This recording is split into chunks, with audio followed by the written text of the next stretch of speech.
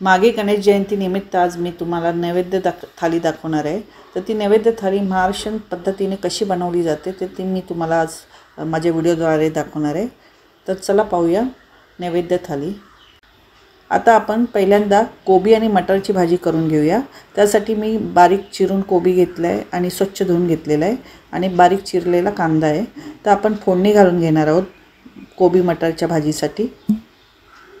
फोडणीसाठी मी तेल ओतून घेतलेलं आहे आणि तेल गरम झाल्यानंतर आपल्याला आलं लसूणची पेस्ट 1 चमचा घालायचा आहे आणि 1 टीस्पून जिरं घालायचं आहे, राई घालायची आणि कढीपत्ता घालायचा आहे आणि ते मिक्स करून घ्यायचं आहे। आता आपण कांदा बारीक चिरलेला त्यात घालून घेतला आहे। 1 मोठा कांदा घेतला आहे आणि मटार घेतलेले आहेत। हे ओले मटार आहेत।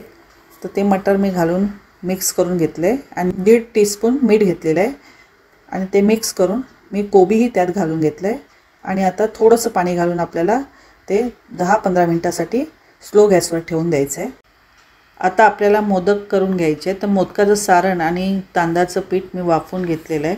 तर त्याच्या पाती करून मी मोदक भरून घेणार आहे आणि आता याप्रमाणे आपण मोदक तयार करून घ्यायचे। मोदक तयार करून झाल्यानंतर ते आपण नंतर वाफवून घेणार आहोत। याप्रमाणे आपले मोदकही तयार होतील। जर मोदकाची रेसिपी फुल व्हिडिओ बघायची असेल तर माझ्या चॅनलवर जाऊन तुम्ही ती व्हिडिओ पूर्णपणे बघू शकता।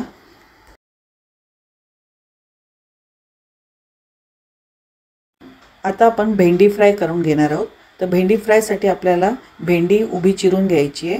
त्याचे 2 भाग करून आपण याप्रमाणे भेंडी उभी चिरून घ्यायची आणि त्याच्या बिया काढून घ्यायच्या आहेत आणि त्याच्यानंतर आपल्याला मीठ आणि लिंबू घालून त्याला मिक्स करायचं आहे। आता त्यात आपण ड्राय मसाले घालणार आहोत। तर त्यासाठी काय लागणार आहे ते पाहूया। तर त्यासाठी मी बेसन घेतलं आहे 2 टेबलस्पून आणि 1 टेबलस्पून तांदळाचं पीठ घेतलं आहे आणि मसाला घेतला आहे 1 टेबलस्पून। चवीनुसार तुम्ही मसाला घालू शकता आणि हळद 1 टीस्पून घेतलं आहे, 2 टीस्पून धने जिरा पावडर घेतली आहे। आता त्याला चांगलं मिक्स करून घेऊया आणि आपण नंतर ते फ्राय करणार आहोत।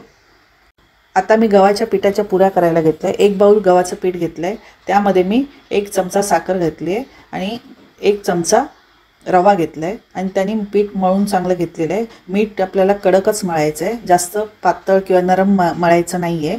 पुऱ्यांसाठी पीठ आपल्याला पाणी कमीच घालायचं आणि मळून घ्यायचं आहे। याप्रमाणे आपलं पीठ तयार झालेलं आहे आणि आपण आता पुऱ्या करून घेऊया। पुऱ्या चांगल्या फुगून आल्या आहेत। याप्रमाणे आपल्या पुऱ्याही झाल्या आहेत। आता पुऱ्या तळून झाल्यानंतर आपल्याला कुरडया आणि पापड तळून घ्यायचे। त्यानंतर आपण भेंडी फ्राय करून घेणार आहोत। याप्रमाणे आपण भेंडी तेलामध्ये सोडलेल्या आहेत आणि आता ते फ्राय करून घेतोय। बघा आपली भेंडी पण तयार झालेली। नैवेद्याच्या वरणाला काही जण फोडणी घालत नाही, पण मी घालते।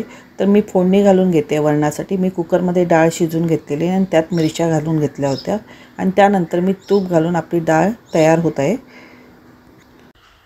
अशा प्रकारे आपली नैवेद्य थाली महाराष्ट्रीयन पद्धतीने तयार झालेली आहे। अशा प्रकारच्या थाली मी यापुढेही माझ्या चॅनलवर दाखवीन। तर प्लीज मला लाईक, शेअर, सबस्क्राईब करा। नमस्कार।